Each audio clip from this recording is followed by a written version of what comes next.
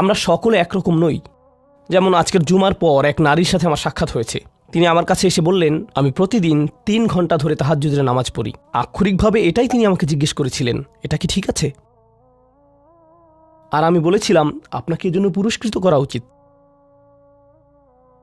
কারণ অনেকের জন্য নিয়মিত 5 মিনিট তাহাজ্জুদ পড়াও অসম্ভব। কখনো কখনো মানুষের জন্য সময় মতো ফজরের নামাজে ওঠাও অত্যন্ত কঠিন হয়ে যায়। আর এই নারী 3 ঘন্টা নামাজ পড়ছেন।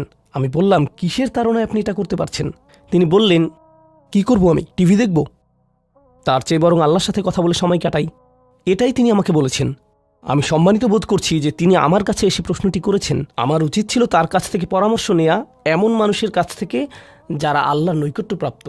আমি যা বলতে চাচ্ছি তা হলো, আমরা সকলে একরকম নই। তিনি যা করেছেন আমি তা করতে পারবো না। আমি সত্য কথা বলছি। এই নারী যা করেন আমি তা করতে সক্ষম নই, আর আমি তার এই যোগ্যতার প্রতি সম্মান জানাই। আল্লাহ এই অভ্যাস বজায় রাখতে তাকে দৃঢ়তা দান করুন। কিন্তু আমরা তো জানি এমন মানুষ রয়েছেন যারা অন্যদেরকে সাহায্য করার ক্ষেত্রে অসাধারণ। তাদের যোগ্যতা, তাদের পারদর্শিতা হলো অন্য মানুষকে সাহায্য করা। আরেক ধরনের মানুষ রয়েছে যাদের এই গুণটি রয়েছে যে যখন তারা মানুষের চারপাশে থাকেন, মানুষ ভালো অনুভব করে। এটাই তাদের যোগ্যতা।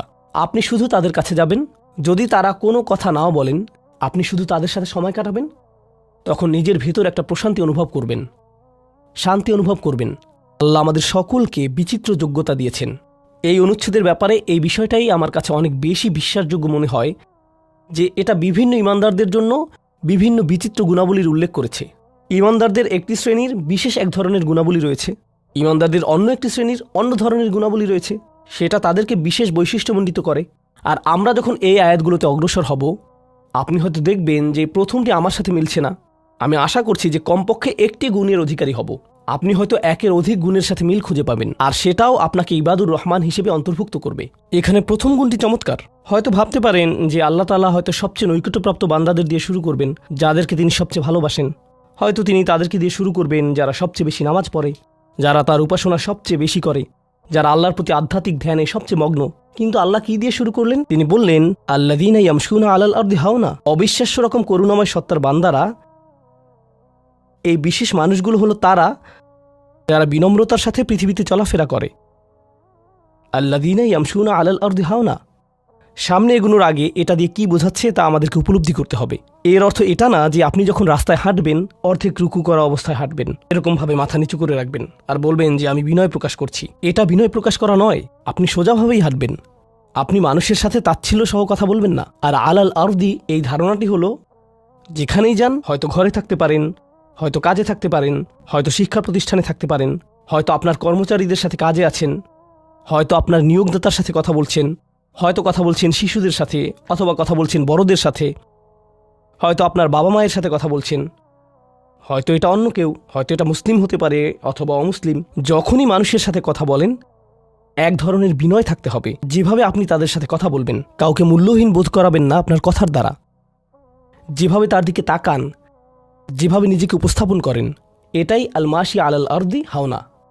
পৃথিবীর বুকে বিনয় সহকারে চলাফেরা করা, বিনম্রভাবে। আপনারা দেখবেন যে কোরআনে বিভিন্ন রকমের অহংকারের কথা এসেছে। এখন এখানে সবাই জানেন যে অহংকার হলো হৃদয়ের একটা ব্যাধি। এটা থাকে হৃদয়ের ভিতর, তাই না? কিন্তু ভিতরে যখন কোনো ব্যাধি থাকে, যেমন কোনো ভাইরাস যদি ভিতরে থাকে, বাইরে এর কিছু লক্ষণ প্রকাশ পায়, উচ্চ তাপমাত্রা, ঘাম, এই ধরনের লক্ষণ। কোরআন তুলে ধরছে অহংকারের কিছু লক্ষণ। উদাহরণস্বরূপ আল্লাহ বর্ণনা করছেন যেভাবে মানুষ অন্যের দিকে তাকায়। কোরআন বলছে যে এমন মানুষ ছিল যারা রাসূল সাল্লাল্লাহু আলাইহি সাল্লামের দিকে এভাবে দৃষ্টিপাত করত, ইয়াকাদুল্লাযীনা কাফারু লা ইউযলিকুনাকা বিআবসারিহিম। তারা এত কঠিনভাবে আপনার দিকে তাকায় যে তারা যেন তাদের দৃষ্টি দ্বারা আপনাকে মাটিতে ফেলে দেবে।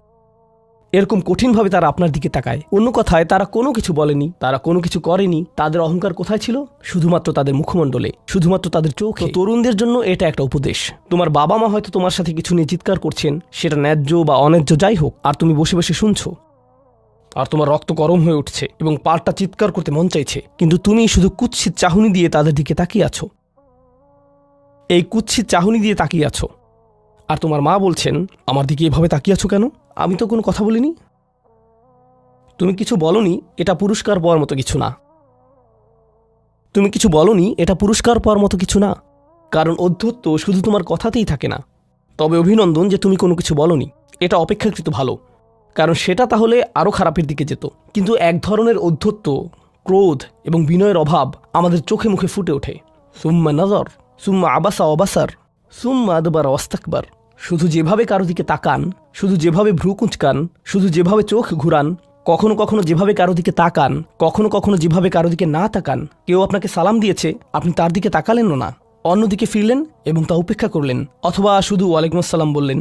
আপনি সালামের জবাব দিয়েছেন, কারণ তা না হলে তো গুনাহ হতে পারে, কিন্তু জবাব দিলেন খুবই নিচু স্বরে, এটা নিশ্চিত করার জন্য যাতে সে শুনতে না পায়, আর সে মনে করলো যে আপনি জবাব দেননি।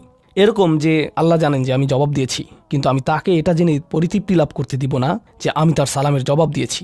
তো যখন সে এসে বলে যে ভাই আমি তো আপনাকে সালাম দিয়েছি, আপনি জবাব দেননি, আমি তো জবাব দিয়েছি, এটাও হাউন এর অভাব। আল্লাযীনা ইয়ামশুনা আলাল আরদি হাওনা। মানুষের প্রতি বিনয়, শিশুদের প্রতি করুণা, বয়স্কদের প্রতি করুণা, এমন মানুষদের প্রতি করুণা যারা এর যোগ্য না। আর প্রসঙ্গক্রমে এর অর্থ এটা না যে আপনাকে অপমান করার সুযোগ আপনি মানুষকে করে দিবেন। এমন পরিস্থিতি আছে আমাদের পরিবারগুলোতে, আমাদের বন্ধুবান্ধবের মাঝে, আমাদের পরিসরে, যেখানে কিছু মানুষকে অবমাননা করা হিসেবে পাবেন। এমনটা ঘটে। আপনার পরিবারে এমন মানুষ রয়েছে, কখনো কখনো আপনার পিতামাতাও এরকম হতে পারেন। এটা খুবই কষ্টদায়ক বিষয়, এটা খুবই অন্যায্য বিষয়, আর আপনাকে এগুলো সবসময় শুনতে হয়, বারবার শুনতে হয়। শ্রোতাদের ভিতর এমন নারী রয়েছেন যাদেরকে আমি দেখতে পাচ্ছি না, তারা পর্দার আড়ালে রয়েছেন, কিন্তু তারা যে অবস্থাতেই থাকেন, হয়তো শ্বশুরবাড়ির আত্মীয় অথবা ভাই বোন বা অন্য কারো কাছ থেকে তাদের কথা শুনতে হয়, আর তাদের এটা সব সময় শুনতে হয়, আর এগুলো শুনে তাদের রক্ত গরম হয়ে যায়। তখন কি করবেন? আপনাকে তখনও বিনয় ধরে রেখে যা করা শিখতে হবে তা হলো প্রথমত সেরকম পরিস্থিতি থেকে দূরে থাকবেন। যদি জানেন যে মেজাজের ভারসাম্য হারিয়ে ফেলবেন, তখন সেখান থেকে বেরিয়ে যান। এই মুহূর্তে আমি এই আলোচনায় অংশ নিতে পারবো না, দুঃখিত, আমি একটু হাঁটতে যাব। রাগে বিস্ফোরিত হয়ে যাওয়ার আগে এটা থেকে বেরিয়ে যান। এটাই প্রথমত এবং প্রধানত ইয়ামশুনা আলাল আরদি হাওনা। যুক্তিসঙ্গতভাবেই আয়াতটিতে এর সাথে যা সম্পর্কিত, ওয়া ইদা খাতাবাহুমুল জাহিলুনা ক্বালু সালামা, অল্প অল্প করে অবিশ্বাস্য কিছু শিক্ষা এখানে প্রদান করা হয়েছে। আরবি ভাষায় ইদা অর্থ যদি না, এর অর্থ যখন। যখন বিরক্তিকর ব্যক্তিরা, যখন সেই ব্যক্তিরা যাদের নিজস্ব নিয়ন্ত্রণ নেই, এরা যখন তাদের সাথে কথা বলে, যখন মূর্খ লোকেরা তাদের সাথে কথা বলে, এখানে বলা হচ্ছে না যে যদি তারা কথা বলে, বরং আয়াতে বলা হচ্ছে যখন তারা কথা বলে। আল্লাহ আমাকে এবং আপনাকে জানিয়ে দিচ্ছেন যে এমন লোক সব সময় থাকবে যারা আমাদের উদ্দেশ্যে কথা বলবে, যারা আমাদের সাথে আলোচনায় অংশ নিবে, যারা আমাদের সাথে ভাব প্রকাশ করবে। তাদের আচরণ হয়তো ভালো হবে না, এরকমটা ঘটবে, এটা এড়াতে পারবেন না। এই ধরনের অপ্রীতিকর অভিজ্ঞতার শিকার আপনাদের প্রত্যেকেই হতে হবে, আমি সহ। এমন লোক থাকবে যারা জাহেল। এখানে জাহেল অর্থ উপলব্ধি করুন। জাহেল অর্থ শুধুমাত্র মূর্খ না। যখন মুসা আলাইহিসসালামকে গরুর বাছুর সম্পর্কে জিজ্ঞেস করা হলো, তিনি বলেছিলেন যে তোমাদেরকে একটি গরু কুরবানি করতে হবে, আর তারা বলেছিল তুমি কি তামাশা করছো? আতাত্তাখিযুনা হুজুয়া, তুমি কি আমাদের সাথে উপহাস করছো? আমাদেরকে গরু কুরবানি করতে হবে? এখানে আমাদের সামনে জটিল পরিস্থিতি রয়েছে, কিন্তু কোনো গরু কুরবানির প্রয়োজন নেই। তিনি আসলেই রেগে গেলেন। আপনারা জানেন যখন মুসা আলাইহিসসালাম রেগে যান, তখন তিনি কিছু একটা করে ফেলতে পারেন। তো তিনি তাৎক্ষণিক আল্লাহর কাছে প্রার্থনা করলেন এবং বললেন, আউযু বিল্লাহি আন আকুনা মিনাল জাহিলিন, আমি জাহেলদের অন্তর্ভুক্ত হওয়া থেকে আল্লাহর আশ্রয় প্রার্থনা করি। এর অর্থ মূর্খ নয়, কারণ স্পষ্টতই মুসা আলাইহিসসালাম ছিলেন পৃথিবীর জ্ঞানী মানুষদের একজন। তিনি অজ্ঞতা নিয়ে কথা বলছেন না। তিনি বলছেন আমি আমার আবেগের উপর নিয়ন্ত্রণ হারানো থেকে, মেজাজের নিয়ন্ত্রণ হারানো থেকে আল্লাহর আশ্রয় প্রার্থনা করছি, এমন জিনিস বলা থেকে অথবা করা থেকে যা আমি এখন করতে চাই, কিন্তু আমাকে নিজেকে সংযত করতে হবে। এখন এই উপলব্ধি থেকে আলোচ্য আয়াতটিতে আসুন। এরকম মানুষ রয়েছে যারা সবচেয়ে জঘন্য কথা বলে, কিন্তু তাদের কোনো লাগাম নেই। কথাগুলো আপনার হৃদয় থেকে এসে মস্তিষ্ক হয়ে এরপর তা জিহ্বাতে যাওয়া উচিত, কিন্তু এই পথে কিছুটা লাগাম থাকতে হবে। আমার হয়তো এটা বলা উচিত না,